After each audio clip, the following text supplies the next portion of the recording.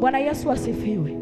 Kabla sijamuita mnenaji kama alivyokusha kuwatambulisha, kuna kipengele kidogo hapa kwa dakika zangu, ili uje kupata kitu special kutoka kwa watu special. Haleluya, haleluya, haleluya.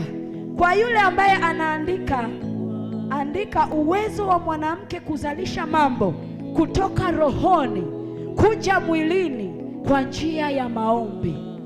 Uwezo wa mwanamke kuzalisha mambo kutoka rohoni kuja mwilini kwa njia ya maombi. Bwana Yesu asifiwe. Kwa kawaida mwanamke kama kiumbe wa ajabu, kwanza katika uumbaji wake alitokana na mbavu ya mume wake. Haleluya.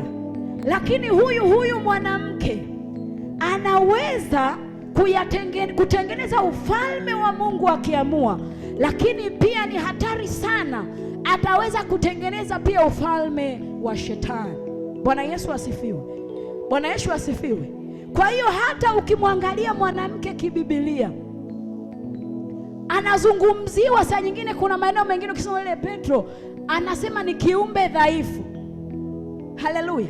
Lakini unajiuliza, huyu kiumbe dhaifu anawezaje kuhubiria watu eneo dogo wakamkiri Yesu kuwa Bwana na kiongozi wa maisha yao? Au anawezaje kutumika na shetani kuharibu mpango mzima wa Mungu? Bwana Yesu asifiwe.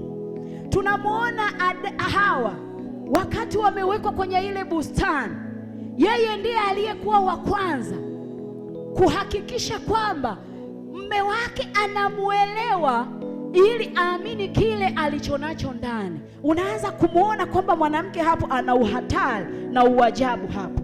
Lakini mimi nakuhakikishia kwamba mwanamke akiamua anaweza kuwa hatari pia kwenye ufalme wa Mungu.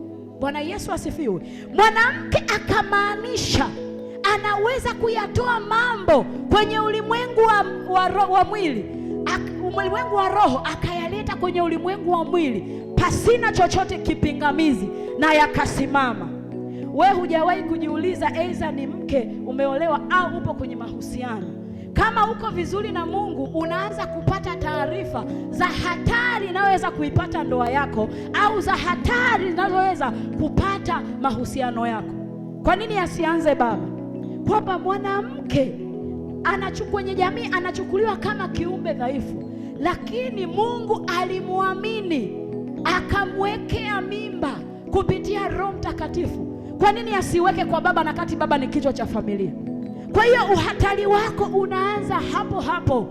Hivi mimi nakuambia leo tufanye vice versa.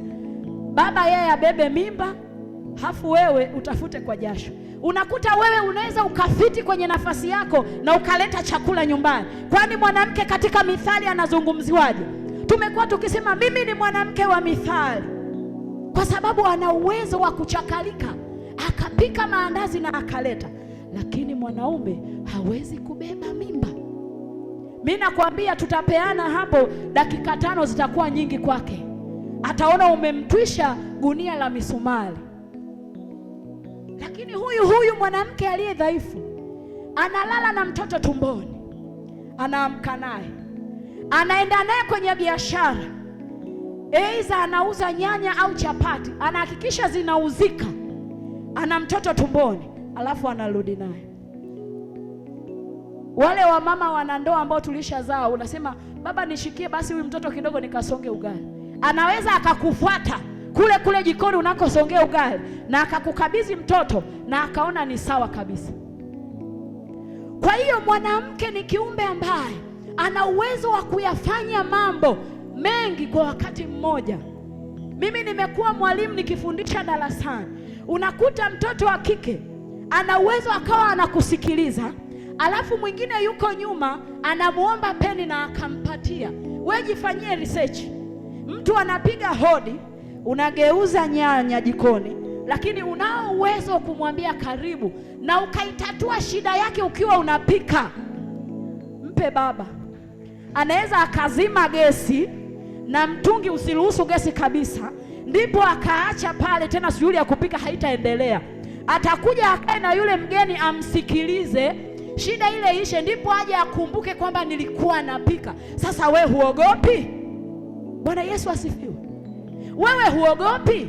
Una uwezo ukawa unauza duka, unauza na mwanao mwingine ameshamfunga hapa, mtoto ananyonya, lakini wateja dukani wananunua sabuni na chenchi anarudisha bila kuzidisha. Mwanamke, haleluya, haleluya. Mwanamke ni kama kinyonga, ana uwezo wa kuishi mahali kupitia yale mazingira atakayoyakuta, lakini mwanamume hawezi. Bwana Yesu asifiwe. Kwa hiyo unaona kwamba mwanamke amepewa uweza, japo anaonekana ni dhaifu. Mimi nakwambia sisi wanawake ndio tunaotakiwa tuwe wa kwanza kuzalisha mambo kwenye ulimwengu wa roho, kuyaleta mwilini, si kwa kuanza kushindana na yule baba hapa. Bwana Yesu asifiwe. Bwana Yesu asifiwe. Hapa tu, haleluya. Umetukanwa, unarudi kwenye magoti, haleluya. Umesemwa vibaya, unarudi kwenye magoti. Hakikisha unakuwa wewe ndiye wa kwanza kuyafosi yale yanayotakiwa yatokee. Ndio maana mnaweza mkawa mnaishi na baba hapo ndani, we hujiulizi kwa nini saa nyingine unaweza ukawa unapata taarifa nyingi za huyo baba kabisa, unahisi kuna kitu hakiko sawa, lakini ukaenda ukamsogelea ukamwambia, yani ni mule mule. Bwana Yesu asifiwe. Bwana Yesu asifiwe. Yani Mungu ana uwezo wa kukuonyesha we mwanamke mbichi ikawa mbichi, ana uwezo wa kukuonyesha we mwanamke mbivu ikawa mbivu. Kuna muda wakati kwenye ndoa waume zetu wanaweza kutuambia, we mama, mbona kama unaamini upande wa pili?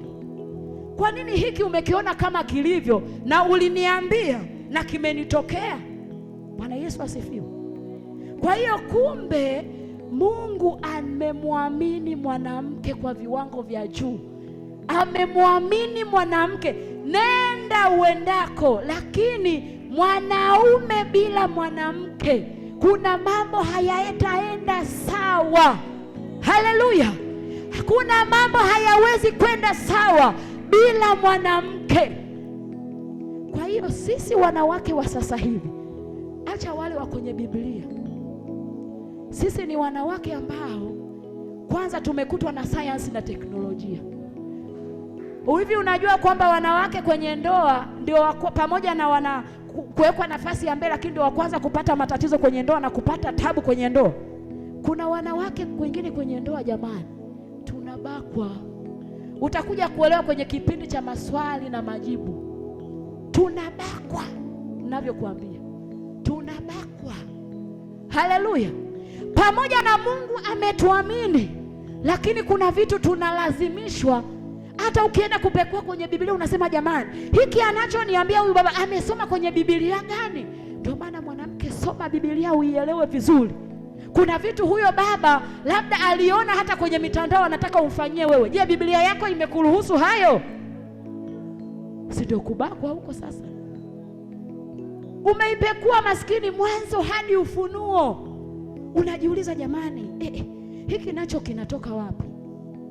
Hata kama na ujeshi wangu, hivi kweli hichi nikifanye kiafya kikoje? Lazima uwe mtafiti. Lakini katika kumrudishia sasa feedback, unatakiwa na wewe utumie mbinu mpaka elewe kwamba kwenye Biblia hakipo. Nika process hapo.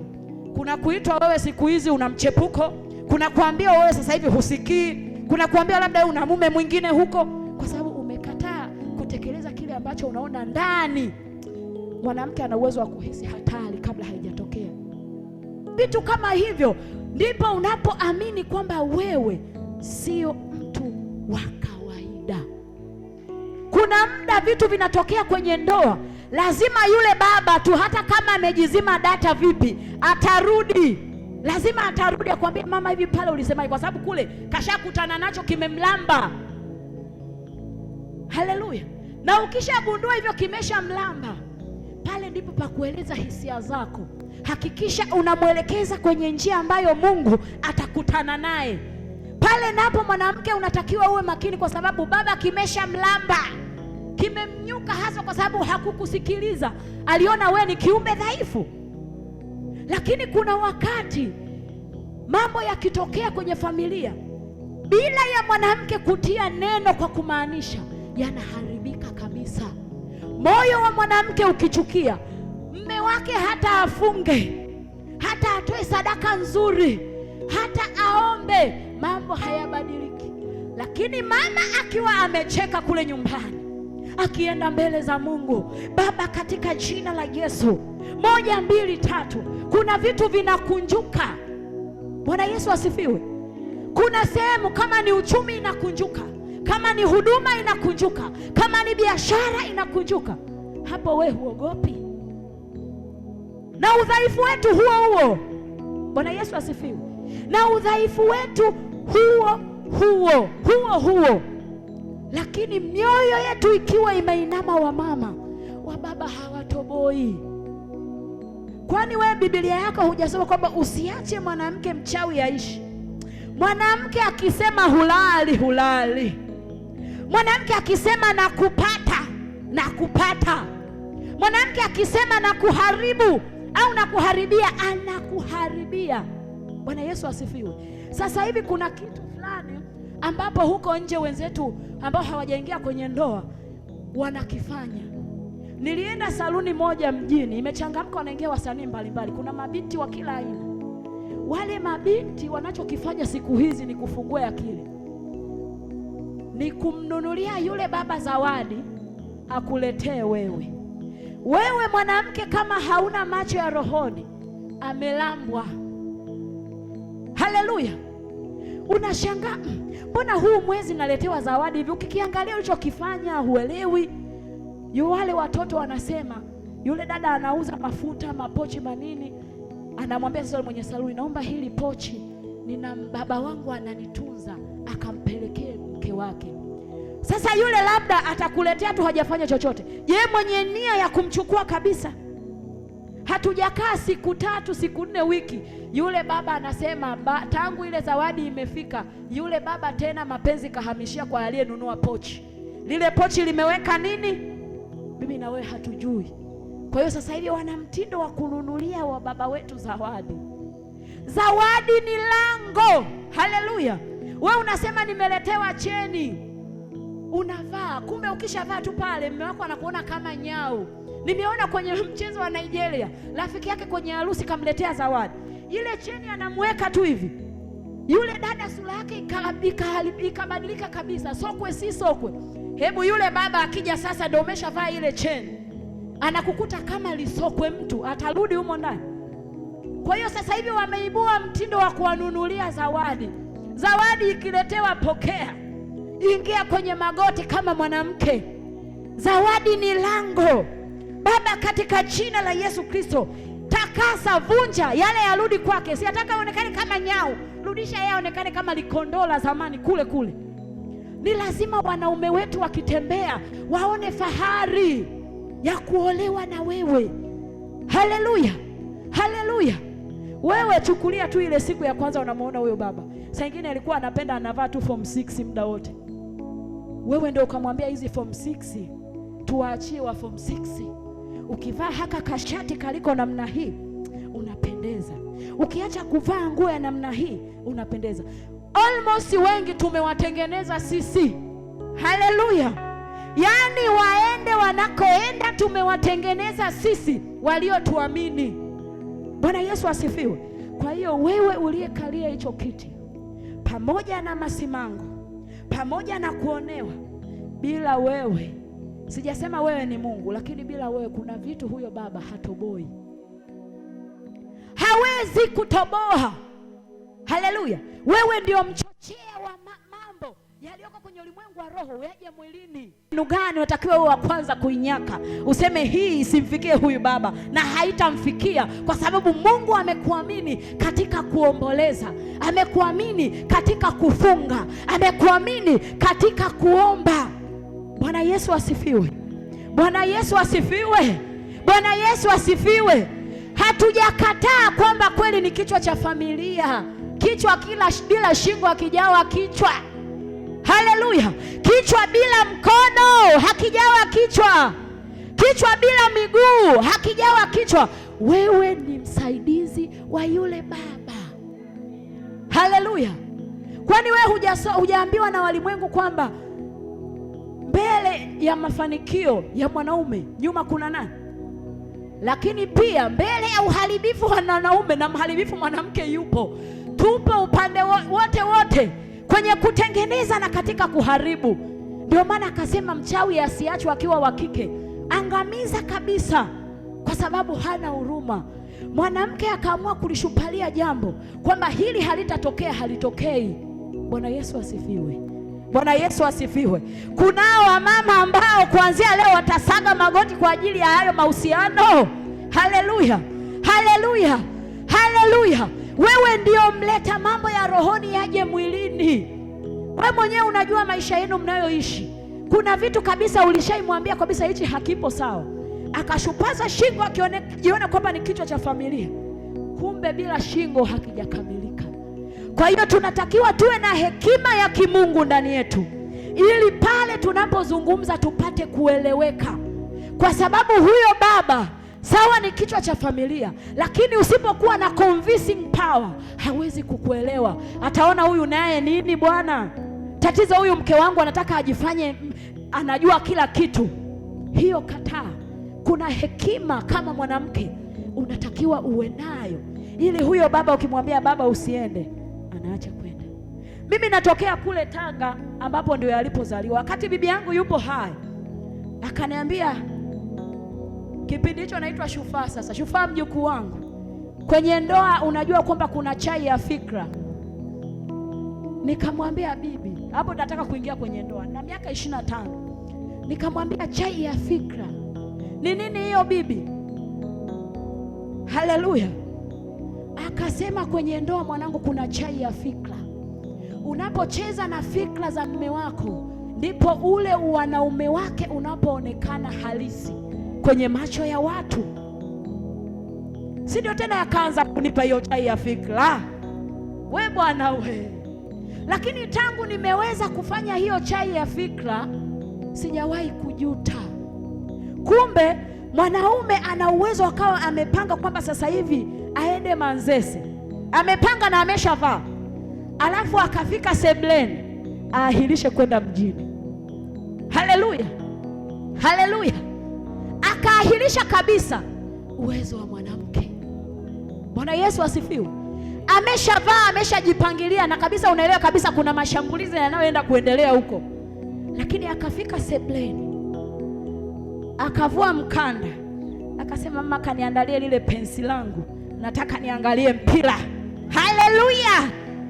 Hiyo ndio mwanamke. Amekuta pale sebleni. Unajua mume wako anapenda nini? Yani vitu vya uchokozi tu. Anajiuliza mwenyewe, hapa umecheza na fikra zake. Sasa hii juisi ilivyoandaliwa kwa ustadi, akiangalia kabakuli kamekaa kalavu sio kalavu, akija kwenye sahani hilo tango lilivyokatwa, yani ule mkato haueleweki. Tunatakiwa tuwe wanawake wa kileo ambao tunaongozwa na sayansi na teknolojia katika kumheshimu Mungu. Kuna aina ya visu na mikato yake. Nyanya ile haieleweki imekatwa, alafu hili akivikuta pale anasema sasa hivi kule naenda kufanyaje? Anaanza na matango yake, atafuata sijui maparachichi mpaka akifika kwenye juisi kashiba, anataka kulala. Sasa we mfuate kule. Haleluya.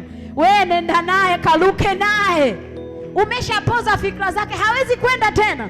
Wanasema eti Tanga mapenzi ndio alikozaliwa. Waongo. Janja tu hii katika utukufu wa Mungu. Haleluya. Unashangaa jioni imefika hajatoka. Haleluya. Chai ya fikra. Haleluya, haleluya. Kwa hiyo tunatakiwa tucheze na fikra zao. Unajua kabisa hapa, yani unahisi kabisa kwamba hapa hii safari ikiendeka, akija hapa lazima anione sungula.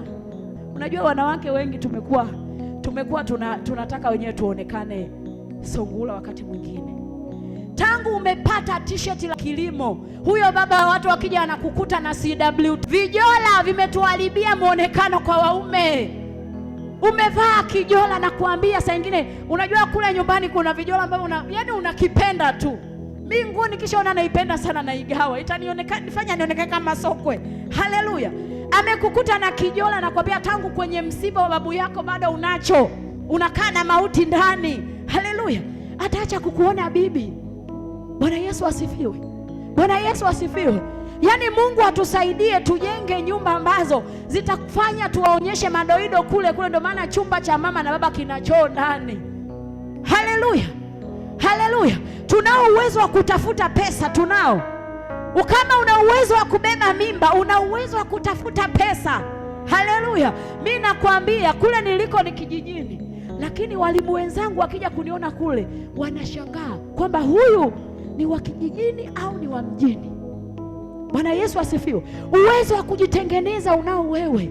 Haleluya. Kila siku baba anakukuta na t-shirt mgongoni, umemwangalia, unamwandalia chai ya fikra na haleluya. Kilimo, yaani ukigeuka huku anakuona kweli kama mkulima huko shambani. Haleluya. Bwana Yesu asifiwe. Kuna muda yaani ukigeuka huku nyuma yaani anajipongeza. Haleluya. Haleluya. Haleluya. Lazima ukigeuka anasema yes, hapa ni penyewe. Tangu umesuka hiyo Kilimanjaro kama Mjaluo sasa, yani imefumuka kiasi kwamba unaweza ukaichukua huku ukaipeleka huku na huoni tatizo. Nywele umekaa nayo miezi mitatu, wetu unarudisha chenji. Wanawake wa sasa hivi tumeshatoka kule kwa useme eti naomba unisuke msuko wa kukaa nao miezi mitatu. Hicho kichwa kitakuwa kichwa chemba.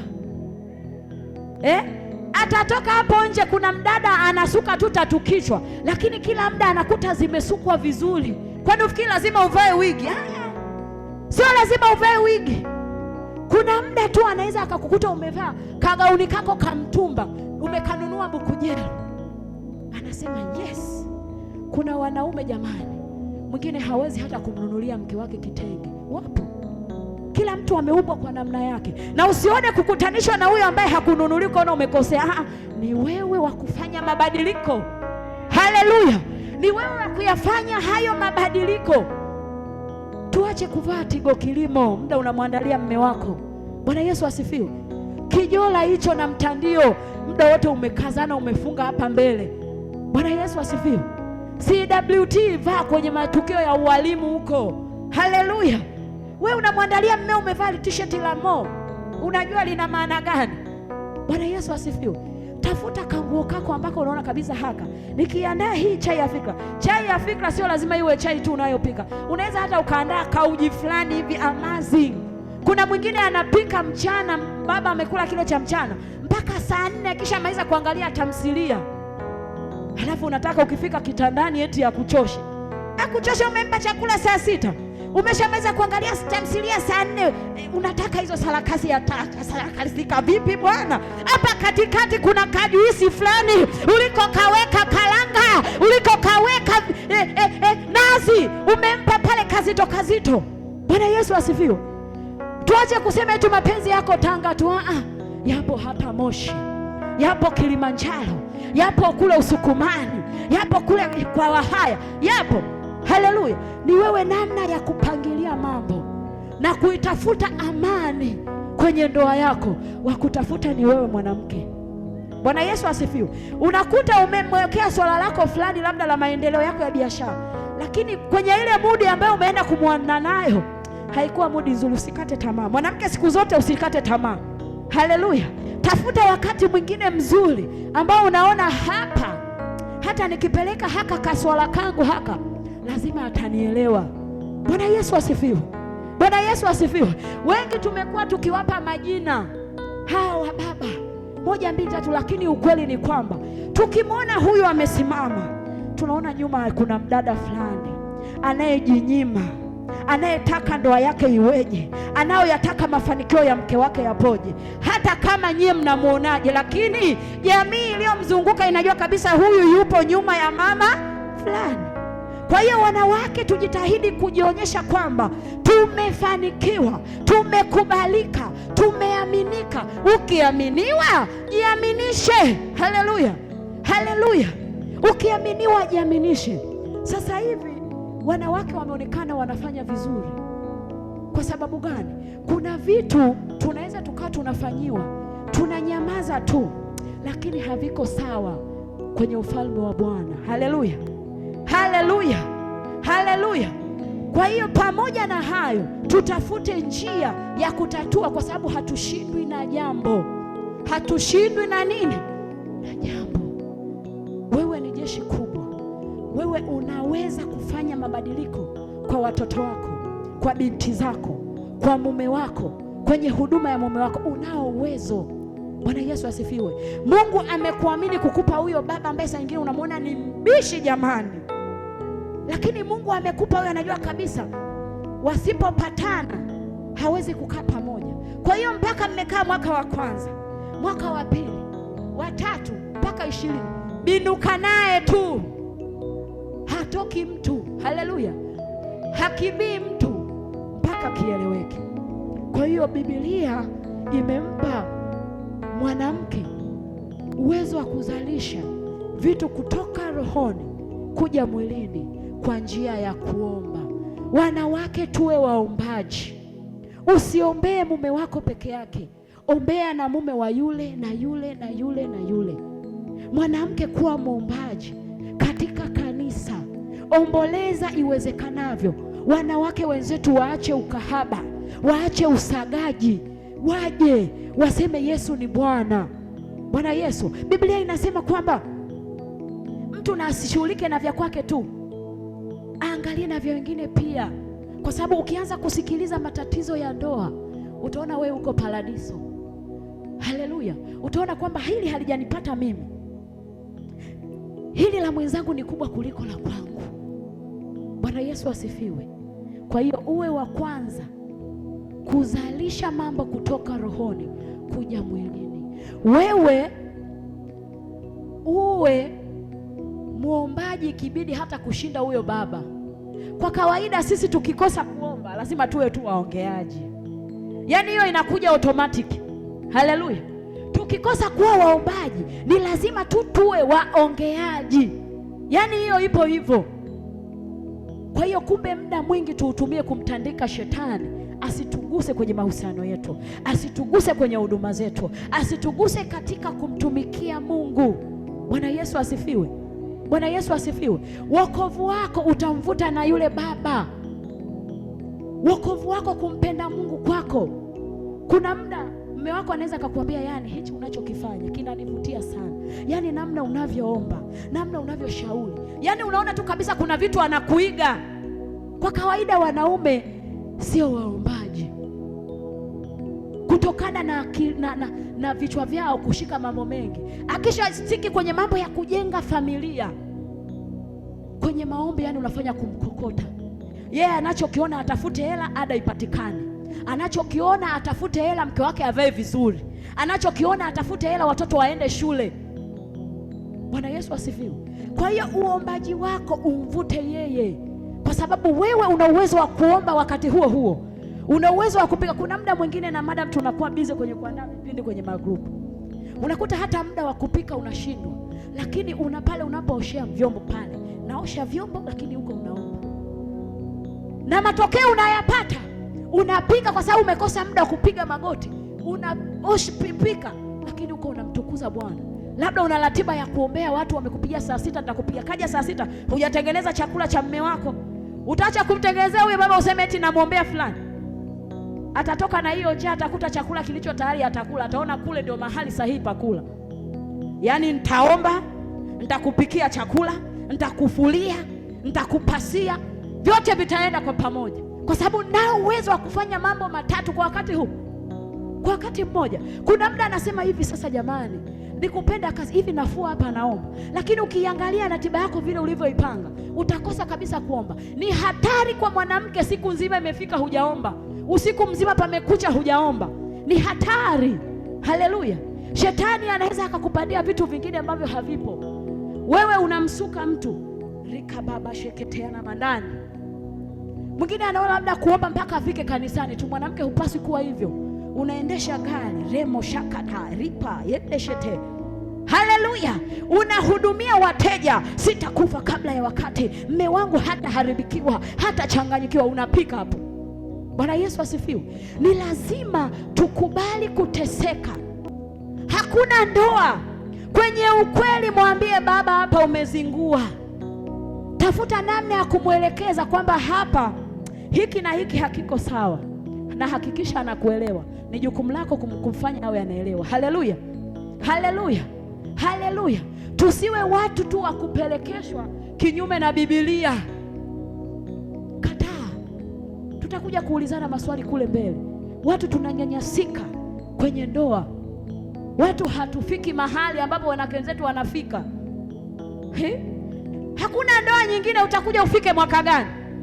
Kuchepuka tena dhambi. Utaleta balaa, nuksi, mikosi, matatizo. Huyo uliyekaa naye miaka 5 bila kufika mahali, huyo anatakiwa akufikishe mahali, kwa sababu ndoa ni paradiso ndogo hapa duniani. Kule hakuna kuolewa. Kule tukifika nywele, macho, kila kitu kinakuwa sawa. Ni kuabudu tu kuanzia asubuhi mpaka jioni. Utafikishwa saa ngapi ndugu yangu? Hapa. Bwana Yesu asifiwe.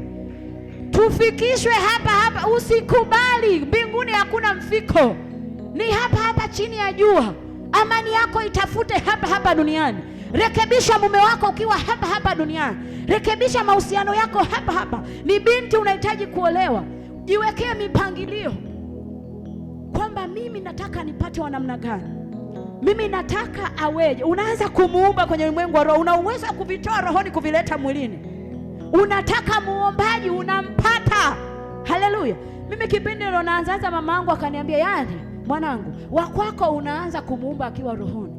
Nikaanza, hamna ambaye hapendi wanaume warefu jamani? Au ni mimi peke yangu labda ndio mshamba? Yani aliyoenda fulani hivi, mwenye mwili fulani hivi wakisukuma hivi, yani naongea na mwanamke pale, naongea na mwanamke. Hebu ona wasukuma huku. Bwana Yesu asifiwe. Bwana Yesu asifiwe. Nilipojua hiyo kodi, nikaanza, Baba, katika jina la Yesu. 1 2 3 jamani. Amekuja huyo. Yani nilikuwa nataka niwe namwangalia, nilikuwa naona raha nikimwangalia kwa hivi. Bwana Yesu asifiwe. Amesema atakupa wa kufanana naye. Haleluya. Kuna vitu tu lazima mtakuwa mnaenda sawa. Haleluya.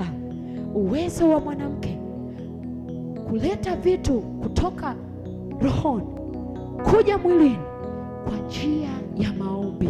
Bwana Yesu asifiwe. Bwana Yesu asifiwe. Bwana Yesu asifiwe. Bwana Yesu apewe sifa. Tumeelewana hapo wamama? Tuko sawa hapo? Lazima tuyachochee. Lazima mkiwake kwenye ulimwengu wa roho. Tuombe mpaka yule mwanaume wako ambaye ulikutana naye siku ya kwanza ukaona huyu anafaa. Kuna baadhi ya vitu vimekufa kwake, lazima uviamshe ukiwa mwanamke. Bwana Yesu asifiwe. Lazima arudi kule kwenye kukuletea kanga kila baada ya mwezi. Inawezekana. Kwani alivyokuja kukuambia anakupenda na sasa hivi wewe unaona kuna something wrong hapo. Ile inarekebishwa na maombi. Haleluya. Kufunga, kuomba, toa zaka, sadaka kamili. Tenda matendo mazuri, saidia wajane, yatima, huku kimtegemea Mungu ndio mrekebishaji wa kila kitu. Penda sana, yani uwe na shauku ya kumtafuta Mungu kila wakati. Kwenye majozi mtafute Mungu, kwenye furaha mtafute Mungu, katika kukataliwa mtafute Mungu, katika kusemwa vibaya mtafute Mungu, katika kudhalaulika tafuta Mungu. Haleluya. Mungu ametuamini. Sisi sio dhaifu kama tunavyoonwa na wengine. Sisi sio waharibifu kama wanavyotuona wengine. Haleluya. Kama wanawake waliweza kuhutubia mji mdogo, kuhubiria watu kundi na wakaokoka. Mimi na wewe tena sasa hivi tuna simu, laptop. Wale wa zamani walikuwa hawana, lakini unakuta eneo kubwa, unakuta Saranga nzima imehubiriwa na mwanamke huyu. Bwana Yesu asifiwe. Bwana Yesu asifiwe. Uwezo wako unao wa kuzalisha mambo kutoka rohoni linakuja mwilini. Inawezekana na hakuna wa kulipinga hilo, kwa sababu Mungu ametuamini. Haleluya! Mungu ametupa uweza, Mungu ametupa mamlaka. Haleluya! Na enzi yake ipo ikitutazama. Huyu anafanya nini? Magdalena anafanya nini? Debora anafanya nini? Winnie Melisiana wanafanya nini? Mungu yupo anatutazama. Tusimwaibishe Mungu kwa sababu ametuamini. Tunang'ang'ana mpaka kinaeleweka. Lazima tung'ang'ane mpaka kieleweke. Ameharibikiwa, tung'ang'ane mpaka anakaa sawa. Haleluya, haleluya, haleluya. Kwa sababu adui wa mwanamke ni mwanamke mwingine. Usije ukaona kwamba kuna mwanamke atakaa aanze kusema baba huyo 1 2 3. Haleluya. Hata mtu anapowashwa jamani mgongoni, anajua hapa ndio panawasha. Hata tokea mtu akwambia we mgongo wako unawasha, we mwenyewe utajua hapa kunawasha, lazima utapeleka mkono kuomba. Kwa hiyo tuwe waombaji. Haleluya, haleluya, haleluya. Bwana Yesu asifiwe. Tumeelewana vizuri hapo? Tupo sawa hapo? Tupo sawa hapo? Hapo nilikuwa tu najitambulisha, nimejitambulisha kwa namna hiyo. Bwana Yesu asifiwe. Kutokana na muda sasa